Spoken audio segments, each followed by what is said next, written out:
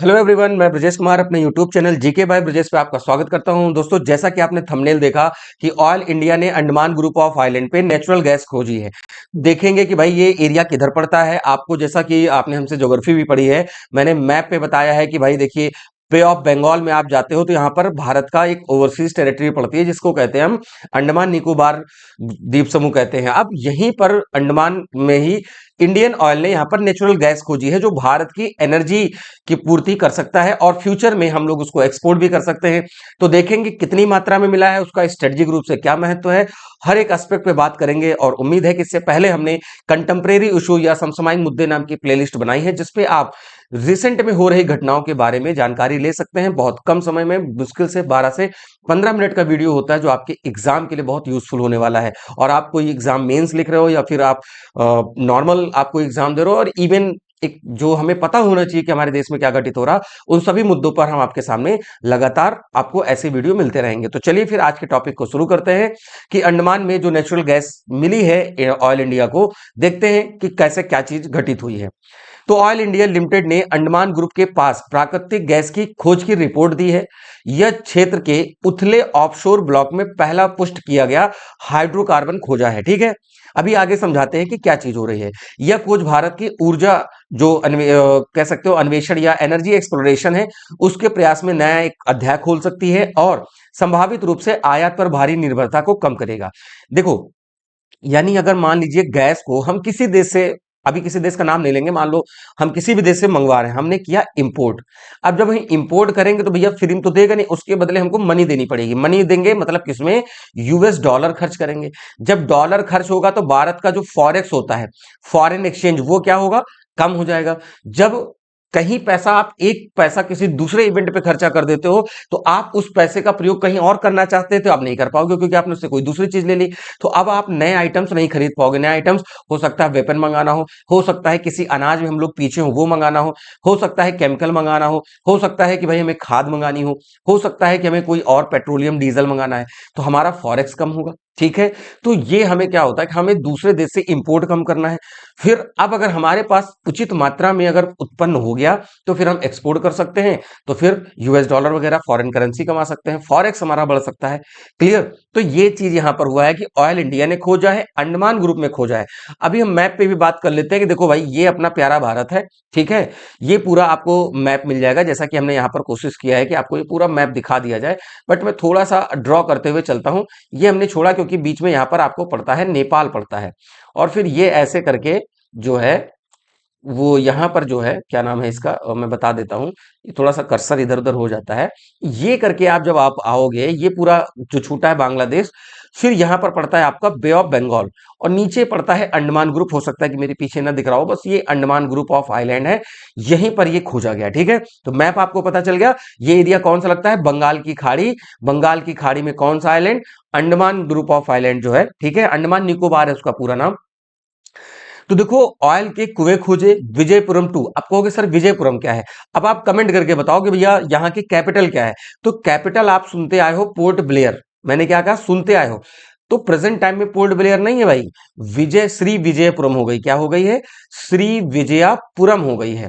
तो अब हम इसकी नई कैपिटल क्या पढ़ते हैं अंडमान निकोबार की? श्री विजयपुरम, जो कि साउथ अंडमान आइलैंड पे पड़ती है। साउथ अंडमान। मैं लास्ट में आपको अंडमान निकोबार के मेजर आइलैंड भी बता दूंगा। ठीक है, तो विजयपुरम टू अंडमान से लगभग 17 किलोमीटर दूर पर कुएं खोजे गए हैं। इस कुएं से लगभग, अब ये है 2212 से 50 मीटर की गहराई पर 295 मीटर पानी के नीचे एक नेचुरल गैस पाई गई। सोचो, इतना नीचे खोदे हैं तब जाकर गैस मिली है। प्रारंभिक उत्पादन परीक्षणों से गैस के अस्थायी प्रवाह दिखे, यानी कि यहां पर अभी अस्थायी रूप से गैस देखी गई है और एक्सप्लोर किया जा रहा है। तो देखो भैया, अब ये मैप पूरा आ गया। बे ऑफ बंगाल है, यहां पर ये अंडमान है, यहीं पर मतलब देखो, मैं बना देता हूं। 4 आइलैंड ऊपर है, नीचे निकोबार के आइलैंड है, और अंडमान ऊपर हुआ और नीचे निकोबार है। इनके बीच में 10 डिग्री चैनल पड़ता है। चैनल का मतलब पानी के बीच में जो पैसेज होता है उसे हम क्या बोलते हैं? Channel. North Andaman, middle Andaman, south Andaman और लिटिल, यहीं पर साउथ अंडमान पे इनकी कैपिटल है विजयपुरम।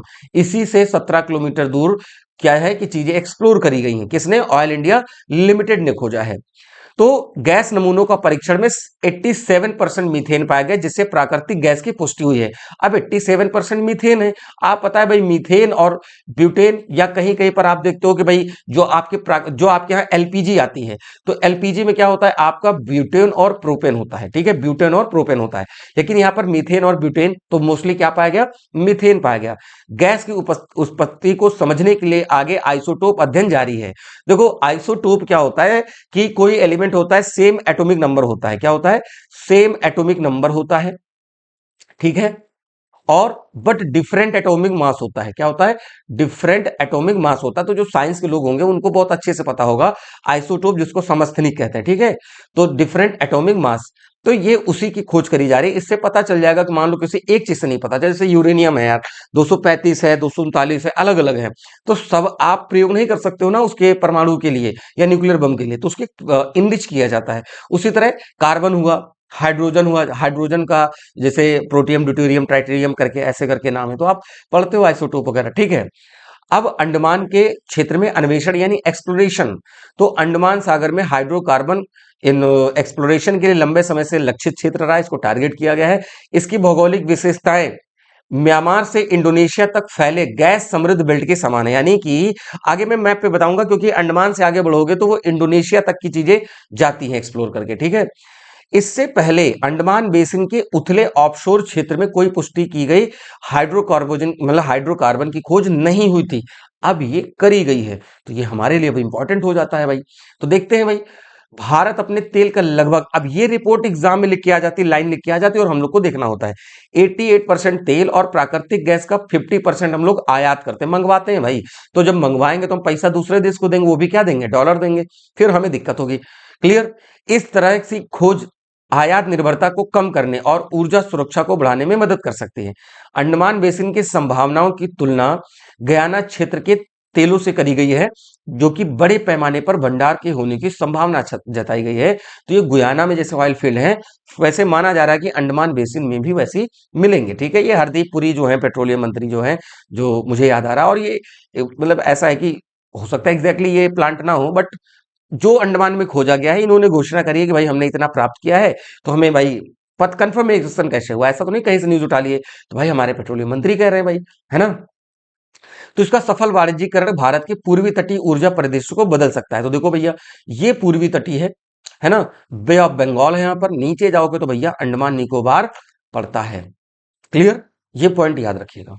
आगे बढ़ते हैं, तो भविष्य में क्या इसकी योजना है भाई, तो ऑयल ब्लॉक में उच्च संभावनाओं को आगे परीक्षण की योजना बना रहा, ताकि गैस पूल की सीमा और वाणिज्यिक क्षमता का मूल्यांकन किया जा सके। तो भाई पहले पता तो चले कितनी पाई जा रही, फिर हम समझेंगे ना कि इसको बेचा जा सकता है। लेकिन भाई अब हमारे लिए मुद्दा उठ चुका है कि हाँ, इस एरिया में नेचुरल गैस मिल सकती है।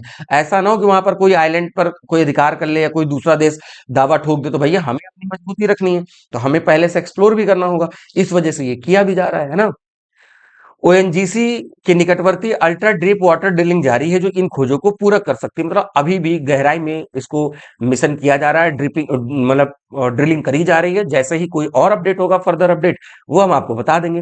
पर्याप्त भंडार की पुष्टि निवेश और अवसंरचना विकास के लिए महत्वपूर्ण होगी। जाहिर सी बात है, इंफ्रास्ट्रक्चर हमारा अच्छा होगा, इन्वेस्टमेंट अच्छा होगा। क्लियर, अब देखो जियोलॉजिकल एंड इन्वायरमेंटल फैक्टर्स देख लेते हैं इसमें क्या।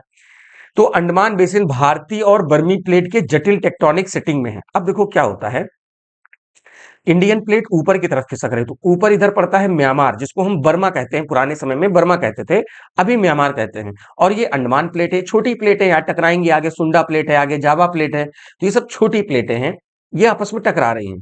अब इसमें फ्यूचर में संभावित हाइड्रोकार्बन मिल सकते हैं। इतनी गहराई पर ऑफशोर ड्रिलिंग के लिए उन्नत तकनीक और सख्त पर्यावरण सुरक्षा उपाय यहाँ पर आवश्यक है। जाहिर सी बात है, अगर माइनिंग हो रही है, ड्रिलिंग हो रही है, तो हमें इन्वायरमेंटल चीजों को भी ध्यान रखना पड़ा। ऐसा ना हो यार कि गैस से कोई ऐसी गैस निकलेगी जिससे पोल्यूशन फैल जाए, या अगर ऑयल मिल गया तो ऑयल स्प्रेड ना हो जाए, जिससे कि एक्वेटिक लाइफ, मछलियां हुआ या और भी बहुत सारे होते हैं यार, कि उसमें झींगा हुआ, कैक्टस हो गया, और भी तमाम जितने भी जीव हैं यार, सारे तो हमें आपको नहीं पता है, उनकी भी तो लाइफ नुकसान होगी। मरीन लाइफ नुकसान न होने पाए, एक्वेटिक लाइफ ना नुकसान होने पाए, तो पर्यावरण का नुकसान न होने पाए। इस वजह से हमें पर्यावरण का भी ध्यान रखना है और अच्छी टेक्निक का प्रयोग करना है, जिससे कि वहां पर जो डाइवर्सिटी है उसका भी लॉस नहीं होना चाहिए। तो क्षेत्र की पारिस्थितिकी संवेदनशीलता अन्वेषण गतिविधियों को सावधानी पूर्वक प्रबंधन की मांग करते हैं। यानी मैनेजमेंट जो हो बहुत सेंसिटिव हो, डिमांड जो है वो केयरफुली रहे। ऐसा ना हो कि भाई डिमांड करते जा रहे हो और वहां पर कुछ ऐसा हो जाए जिससे कि देश को नुकसान हो जाए। ठीक है, तो ये भैया इंडिया का मैप है। ये थोड़ा सा बच्चों टाइप का मैप है, लेकिन बट फिर भी मैंने दिया है। ये अंडमान निकोबार है भाई।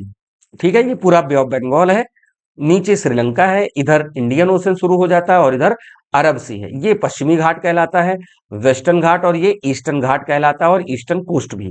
घाट थोड़ा अंदर होगा, कास्ट थोड़ा, कोस्ट जो होता है वो बाहर की साइड में होता है। क्लियर, ये जहां जमीन और पानी टच करते हैं उसको हम कोस्ट बोलते हैं। ठीक है, तट बोलते हैं।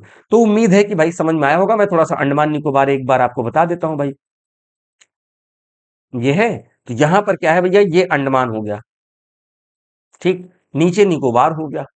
तो देखो, north Andaman, middle Andaman, south Andaman और लिटिल अंडमान। ठीक, इसके बाद कार निकोबार, लिटिल निकोबार और ग्रेट निकोबार। इसी के नीचे यहां पर पड़ता है 6 डिग्री चैनल, और इसके बाद शुरू हो जाता है सुमात्रा।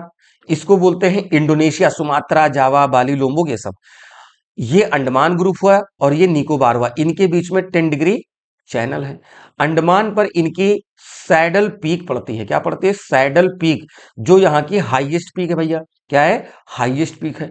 मिडिल अंडमान इनका सबसे बड़ा द्वीप है, सबसे बड़ा द्वीप है। साउथ अंडमान पे इनकी कैपिटल पड़ती है। कौन सी कैपिटल है भाई? श्री विजयापुरम, श्री विजयापुरम। तो ये भाई ध्यान रख लो। और यहां पर क्या है कि अंडमान निकोबार पर एक वो पड़ता है आइलैंड, जिसको बोलते हैं बैरन आइलैंड। क्या बोलते हैं? बैरन आइलैंड। ये ओनली एक्टिव वॉल्केनो है, only active volcano of India. ठीक, ऑफ इंडिया, ये याद कर लो। और यहीं पर नॉर्केंडम पड़ता है, तो वो डेड की कैटेगरी में आता है, सॉरी डोरमेंट की कैटेगरी में आता है। फिर इसके अंडमान के ऊपर में एक पड़ता है कोको आइलैंड। तो कोको आइलैंड एक्चुअली इसको हम मरकत या मार्काट आइलैंड कहते हैं। मरकत आइलैंड ये म्यांमार के पास में है। किसके पास है? म्यांमार के पास है। और कोको आइलैंड और नॉर्थ अंडमान के बीच में पड़ता है कोको चैनल पड़ता है, कोको चैनल पड़ता है। उम्मीद है कि इतनी सारी बातें आपको समझ में आ गई होंगी। बाकी अगर कोई डाउट होगा तो आप कमेंट करके बता सकते हो, क्योंकि वीडियो लाइव भी आएंगे, बट अभी मैं रिकॉर्डेड वीडियो आपको डाल रहा हूं। तो उम्मीद है चीजें समझ में आ रही होंगी। और इससे आगे जो भी चीज है इसकी पीडीएफ के लिए हमारे आप टेलीग्राम ग्रुप से जुड़ जाइए, जीके बाय ब्रजेश सर, है ना, जीके बाय ब्रजेश सर। वहां पर बहुत सारी चीजें आपको मिलती हैं और वहां से आपको डाउनलोड भी कर सकते हो। ठीक है, और आपको मैं बता दूं, आपके एसआई एग्जाम के लिए, ठीक है, एसआई एग्जाम के लिए मैं आपके लिए हिंदी और जीएस की क्लास, ये दो क्लास आपकी रेगुलर बेसिस पे मिलने वाली हैं। वो अपलोडेड फॉर्म में भी हो सकती हैं और लाइव भी हो सकती हैं। तो आप लगातार उसको देखते रहे, हमारे टेलीग्राम ग्रुप से ज्वाइन कर लीजिए। और जो लोग अभी तक चैनल को सब्सक्राइब नहीं किए, please do subscribe the channel, share करें, वीडियो को लाइक करें, बताएं कि चीजें कैसी लग रही हैं। और मेरा पूरा प्रयास है कि आपको डेली बेसिस पे आपको मैं चीजों से अपडेट कराऊं, और आपको वीडियो डेली एक से दो मिलती रहेंगी। डिपेंड करता है कि टॉपिक या कोई ऐसा मुद्दा घटित हुआ जिसमें तुरंत लाइव आने की जरूरत है, तो वो भी आपके लिए किया जाएगा। ठीक है भाई, चलिए फिर मिलते हैं अपने नए वीडियो में नई चीजों के साथ। तब तक के लिए नमस्कार, थैंक यू, जय हिंद।